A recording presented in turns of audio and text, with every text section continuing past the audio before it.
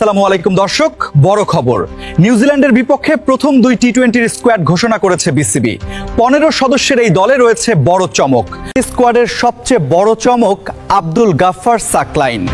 প্রথমবারের মতো টি-20 স্কোয়াডে ডাক পেয়েছেন এই তরুণ পেসার। স্কোয়াডে অন্তর্ভুক্ত করা হয়েছে এশিয়া গেমসে 3 ম্যাচের জন্য বাংলাদেশের প্রতিনিধিত্ব করা রিপন মণ্ডলকেও। দল থেকে বিশ্রাম দেওয়া হয়েছে 3 তারকা পেসারকে। স্কোয়াডে রাখা হয়নি মুস্তাফিজুর রহমান, তাসকিন আহমেদ এবং নাহিদ রানাকে।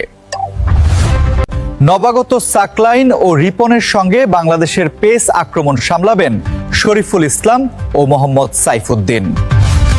আগামী 27 এপ্রিল থেকে শুরু হচ্ছে টি-20 সিরিজ।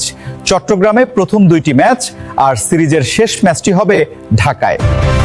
টি-20-র আগে আগামী বৃহস্পতিবার সিরিজ নির্ধারণী তৃতীয় ওয়ানডে খেলবে 2 দল।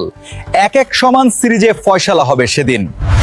লিটন কুমার দাস ক্যাপ্টেন এবং মোহাম্মদ সাইফ হাসান ভাইস ক্যাপ্টেন, সাথে 13 জন, মোট 15 সদস্যের স্কোয়াড। স্কোয়াডে আরও আছেন তানজিদ তামিম, শামীম হোসেন, তাওহিদ হৃদয়, সোহান, মেহেদী হাসান, নাসুম আহমেদ, রিশাদ হোসেন ও তানজিম সাকিব। সকল আপডেট পেতে লাইক, কমেন্ট, শেয়ার এবং ফলো করুন MK10 স্পোর্টস বিডি।